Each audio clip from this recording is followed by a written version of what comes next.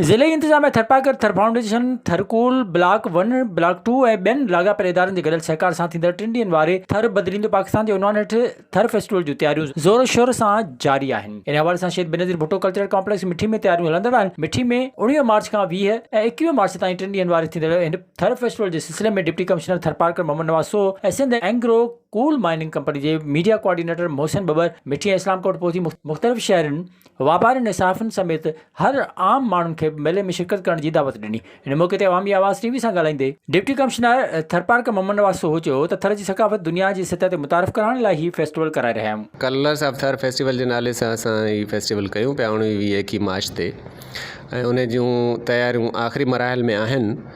ही जेको 3 ॾींहंनि जो इवेंट आहे इन में तमामु जेके ज़िंदगी जा शोबा आहिनि उन्हनि सां वाबस्ता माण्हू त सभिनी जे लाइ एंटरटेनमेंट जे लाइ ऐं हिकिड़ो इंफॉर्मेटिव असां हिन खे ठाहियो आहे।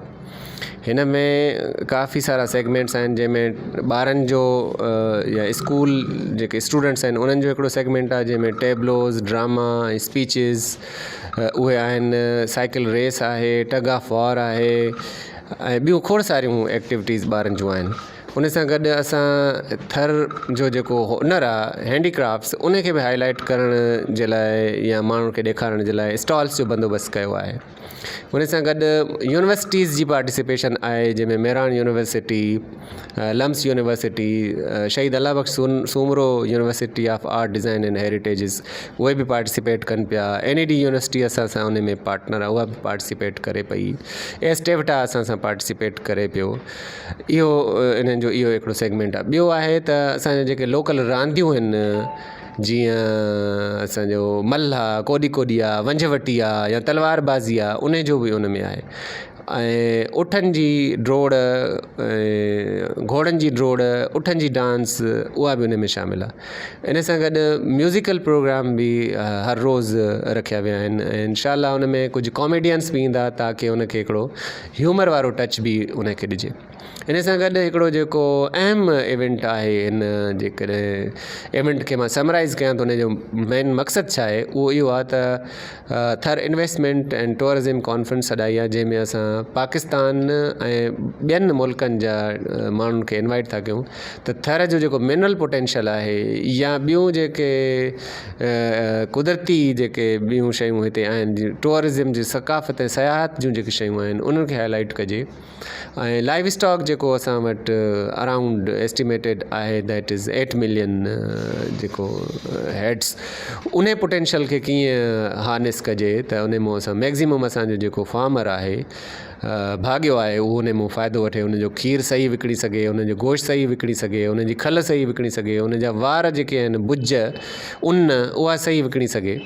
या थर जूं भाॼियूं, थर जा जेके फ्रूट आहिनि, थर जी भाॼियुनि में चिभड़ आहे, सिङरी आहे या ॿियूं इहे त उन्हनि जो हिकिड़ो न्यूट्रिशनल वैल्यू आहे। थर जो ॿेर जेको आहे उन जो न्यूट्रिशनल वैल्यू आहे। थर जो जेको खौर आहे उन जो हिकिड़ो न्यूट्रिशनल ऐं मेडिसिनल वैल्यू आहे, उन खे असां हाईलाइट कयूं। एंग्रो कंपनी जे मीडिया कोऑर्डिनेटर मोहसिन बबर ॻाल्हाईंदे चयो त थर बदिलींदो पाकिस्तान जे उनवान हेठि थर फेस्टिवल में सक़ाफ़त खे निर्वार कयो वेंदो। थर फेस्टिवल थर जी सक़ाफ़त खे ऐं ख़ासि तौर थर जे पोटेंशियल खे उजागर करणु आहे, दुनिया खे इहो ॿुधाइणु आहे, ख़ासि तौर ते पाकिस्तानी इन्वेस्टर्स खे इहो ॿुधाइणु आहे त थर हिकिड़ो ज़बरदस्त ख़ितो आहे जंहिंमें कुदरती वसाइल सां मालामाल आहे ऐं इन कुदरती वसाइल में जेकॾहिं हिते इंडस्ट्रीज़ लॻनि मुख़्तलिफ़ कोल जूं, ग्रेनाइट जूं, चाइना क्ले जूं, टूरिज़म जी ख़ुदि हिकिड़ी इंडस्ट्री आहे या वॾी अॻियां थिए त मां सम्झां थो थर जो जेको पोटेंशियल आहे उहो पाकिस्तान जे ऐं ख़ासि तौर ते सिंध जे कंहिं बि ज़िले खां मथे आहे।